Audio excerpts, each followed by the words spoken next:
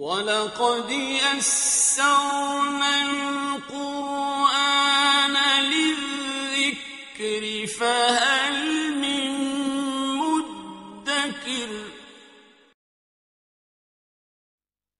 اعوذ باللہ من الشیطان الرجیم بسم اللہ الرحمن الرحیم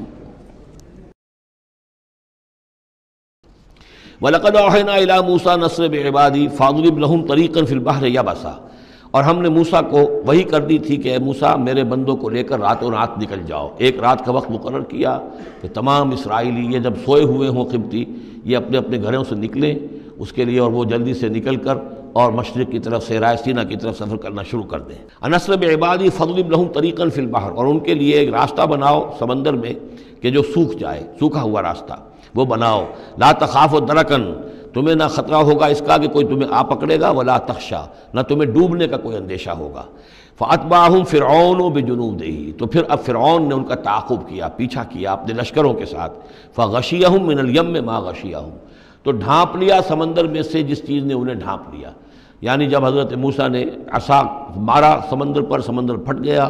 کالطود العظیم، دونوں جو ہیں دونوں طرف پانی کھڑا ہو گیا جیسے کہ چٹانیں ہوتی ہیں، خشک راستہ نکل آیا، وہ اپنی قوم کو لے کر نکل گئے۔ لیکن جب فرعون آیا اپنے لاؤ لشکر کو لے کر، وہ دونوں حصے جو ہیں دونوں طرف سے پانی کے آ کر مل گئے۔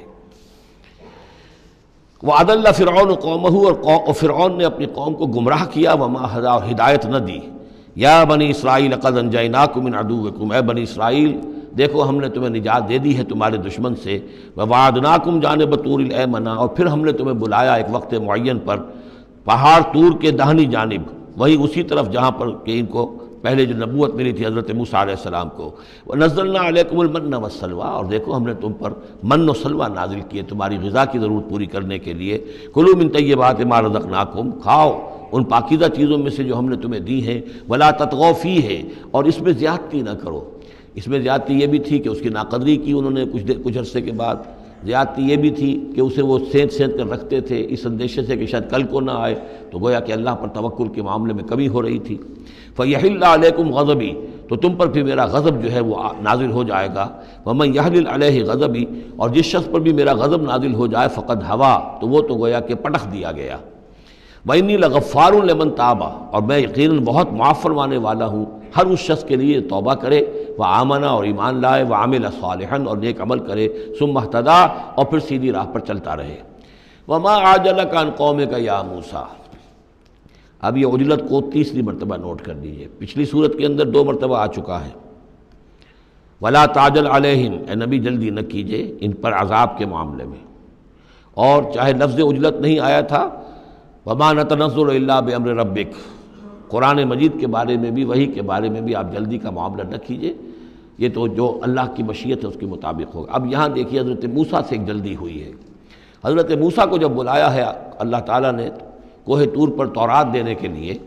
تو جو وقت معین تھا اس سے پہلے پہنچ گئے یہ۔ وما عجلک عن قومک یا موسیٰ، ایکسپلینیشن کال ہو رہی ہے، کیا کس چیز نے تمہیں یہ جلدی کرنے پر آمادہ کیا، اپنی قوم کو چھوڑ کر تم آ گئے اے موسیٰ؟ قال هم اولئک علی اثری، حضرت موسیٰ نے عرض کیا پروردگار وہ بھی بس میرے پیچھے پیچھے آ ہی رہے ہیں، چل ہی رہے ہیں۔ ہو سکتا ہے کہ اپنی قوم جو ابھی قافلہ آ رہا تھا 6 لاکھ کا قافلہ، اسے ذرا پیچھے چھوڑ کر اور ذرا تیزی کے ساتھ منزل کرتے ہوئے شوق میں لقاء رب میں، اللہ تعالیٰ سے ملاقات ہے، مکالمہ ہوگا، مخاطبہ ہوگا، اس میں کافی وقت پہلے پہنچ گئے۔ ہم اولئک علی اثری، وہ بھی چلے آ رہے ہیں، وہ بھی پہنچنے والے ہوں گے پروردگار۔ وَعَجِلْتُ إِلَيْكَ رَبِّ لِتَرْضَىٰ، اور پروردگار میں تو جلدی کر کے آیا تھا کہ تو راضی ہو جائے، تو میرا شوق دیکھ، میرا اشتیاق دیکھ، مجھے تو شاباش ملنی چاہیے تھی کہ میں اپنے شوق لقاء کی وجہ سے تجھ سے گفتگو ملاقات کا مجھے اتنا شوق تھا کہ میں پہلے پہنچ گیا، یہ لینے کے دینے پڑ گئے، الٹی ایکسپلینیشن کال ہو رہی ہے۔ وما عجلک عن قومک یا موسیٰ قال هم اولئک علی اثری وعجلت الیک رب لترضیٰ قال فإنا قد فتنا قومک من بعدک، اگرچہ یہاں صراحت کے ساتھ الفاظ نہیں ہیں، لیکن یہ کہ انداز یہی ہے کہ تمہاری اس عجلت کی وجہ سے، عجلت پسندی کی وجہ سے تمہاری قوم کو ہم نے فتنے میں ڈال دیا ہے تمہارے بعد۔ فإنا فتنا قال فإنا قد فتنا قومک من بعدک وأضلهم السامری، اور سامری نے انہیں گمراہ کر دیا ہے۔ یعنی اس میں یہ بات پنہا ہے، مضمر ہے کہ ساتھ ساتھ آتے ابھی اور تمہاری تربیت سے، تزکیے سے، تعلیم سے پوری قوم بہرہ مند ہوتی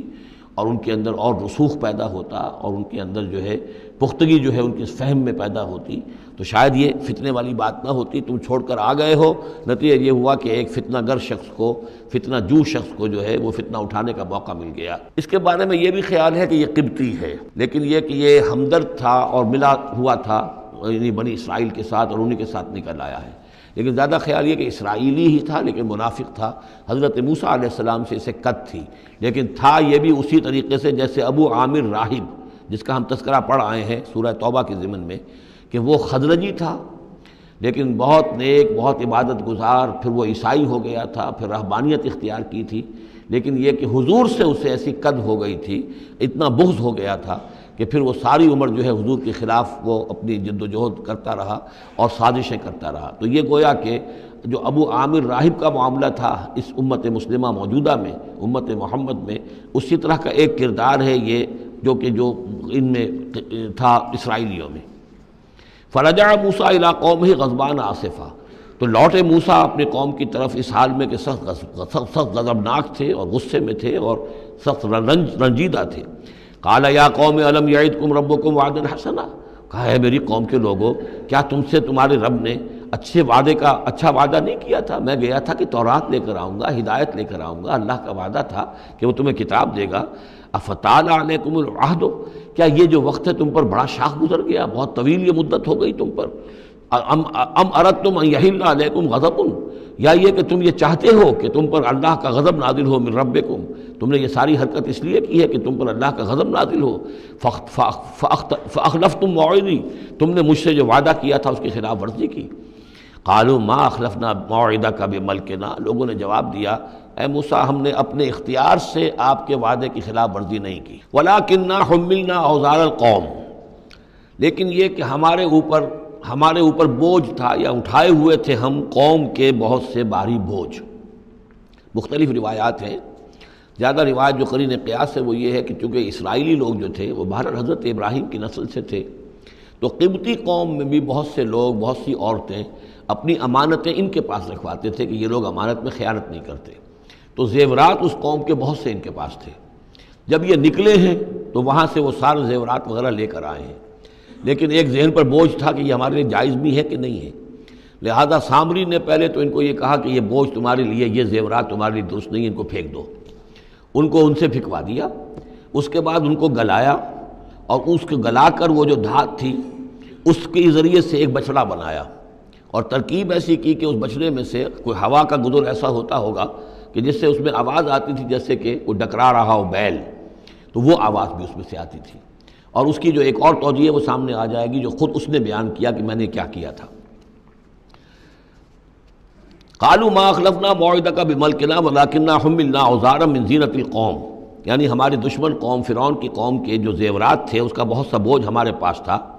فقذفناها، تو ہم نے پھینک دیا، فکذلک القی السامری، اور اس طریقے سے پھر سامری نے اس میں سے یہ بچڑا تیار کیا۔